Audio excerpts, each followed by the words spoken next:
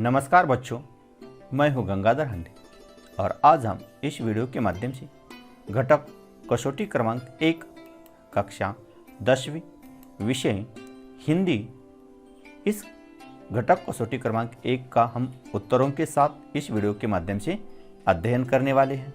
तो ये जो घटक कसौटी क्रमांक 1 है यह कुल अंक 20 पर आधारित है। तो इसके विस्तृत से जानकारी हम देखेंगे। इसमें प्रश्न पहला जो है वह है निम्नलिखित परिचित पढ़कर सूचनाओं के अनुसार कृतियां कीजिए।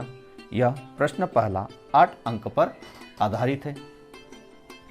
तो इसमें परिचित जो है यह परिचित मैंने पाठ क्रमांक 3 वारे हमदर्द इस पाठ से लिया गया है और हमारे पाठ्यपुस्तक पृष्ठ क्रमांक 11 और 12 से यह परिचित लिया गया है। इस परिचित की मैंने पहली एवं अंतिम पंक्ति यहाँ दी है। तो यह जो परिच्छेद है इस परिच्छेद के आधार पर जो कृतियां हैं वह हम देखेंगे। तो कृतियां इस प्रकार हैं। आकृति पूर्ण कीजिए। यह कृति 2 अंक के लिए पूछी गई है। तो इसमें कृति इस प्रकार है। अस्पताल में आई सोनाबाई के बच्चों की शरारतें। अस्पताल में आए सोनाबाई के बच्चों की शरारतें। तो इसमें पहली शरारत है, एक बच्चा कुर्सी पर चढ़ गया। दूसरी शरारत है, दूसरा बच्चा मेज पर चढ़ गया। तीसरी शरारत है, सोनाबाई की छोटी लड़की दवा की शीशी लेकर कथकली डांस करने लगी। और चौथी जो शरारत है वह है, एक लड़का टांग के साथ लटकी थैली पर बॉक्सिंग की प्रैक्टिस करने लगा। इसके बाद दूसरी जो कृति है वह है आकृति पूर्ण कीजिए। यह 2 अंक के लिए है। तो इसमें सोनाबाई की मान्यता, यहाँ में 2 मान्यता लिखनी है। उसमें पहली जो मान्यता है वह है दवा गिरना शुभ होता है और दूसरी मान्यता है दवा गई समझो बीमारी गई। इसके बाद तीसरी जो कृति है वह है शब्द संपदा। यह 2 अंक के लिए पूछा गया है। इसमें 2 प्रश्न है। उसमें पहला जो प्रश्न है वह इस प्रकार है, निम्नलिखित शब्दों की विरुद्ध शब्द लिखिए। यहाँ 2 शब्द दिए हैं। उसमें पहला शब्द है रोना और दूसरा शब्द है गलत। तो इसमें रोना का विरुद्धार्थी है हंसना और गलत का विरुद्धार्थी है सही। दूसरा है परिच्छेद में प्रयुक्त अंग्रेजी शब्द ढूंढकर लिखिए। तो परिच्छेद में प्रयुक्त पहला अंग्रेजी शब्द है टेबल और दूसरा है टैक्सी। अब प्रश्न कृति जो चौथी जो है वह है सोमत। यह 2 अंक के लिए पूछी गई है। तो इसमें सवाल इस प्रकार है, सार्वजनिक अस्पतालों में मरीजों की होने वाली परेशानियों के विषय में अपने विचार लिखिए। तो इसके उत्तर, देश में अगणित निजी अस्पताल है परंतु देश की आधी से अधिक गरीब जनता सार्वजनिक अस्पतालों पर ही निर्भर है। इन अस्पतालों की हालत बहुत दयनीय है। इन अस्पतालों की एक्सरे आदि मशीनों का कोई ठिकाना नहीं होता। गरीबों को वहाँ इलाज के स्थान पर तकलीफ ही मिलती है। सार्वजनिक अस्पतालों में समय पर डॉक्टर नहीं मिलते। डॉक्टर यदि मिल भी जाता है तो दवाइयाँ नहीं मिलती। इसलिए मरीजों को महंगे दामों पर बाहर से दवाइयाँ खरीदने को बाधा होना पड़ता है। इसके अलावा डॉक्टर के साथ साथ अस्पताल के कर्मचारियों का व्यवहार भी रोगियों के प्रति बहुत खराब होता है। ऐसे में इन अस्पतालों में मरीजों का ढंग से इलाज नहीं हो पाता। इसीलिए लोग इन अस्पतालों में जाने से कतराते हैं। तो बच्चों, इस प्रकार 8 अंक का पहला प्रश्न हमने देख लिया है।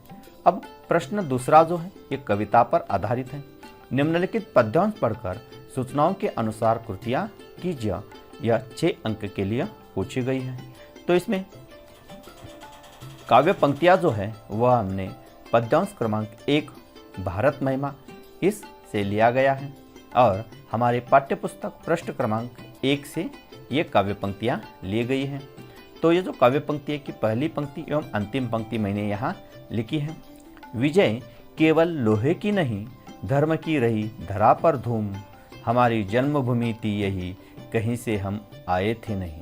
तो ये जो काव्य पंक्तियां हैं, इन पर आधारित जो कृतियां हैं वो हम देखेंगे। तो इसमें पहली जो कृति है, आकृति पूर्ण कीजिए, यह 2 अंक के लिए पूछी गई है। तो इसमें कविता में प्रयुक्त 2 देशों के नाम।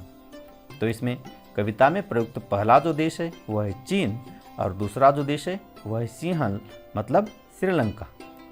दूसरी जो कृति है वह है नाम लिखिए, यह 2 अंक के लिए है। तो इसमें कविता में प्रयुक्त 2 धातुओं के नाम। तो इसमें पहला है लोहा और दूसरा है स्वर्ण। तीसरी जो कृति है वह है आकृति पूर्ण कीजिए, यह 2 अंक के लिए है। तो इसमें पहला है हमने गोरी को इसका दान दिया, और दूसरा जो है वह है भारत की धरती पर इसकी धूम रही।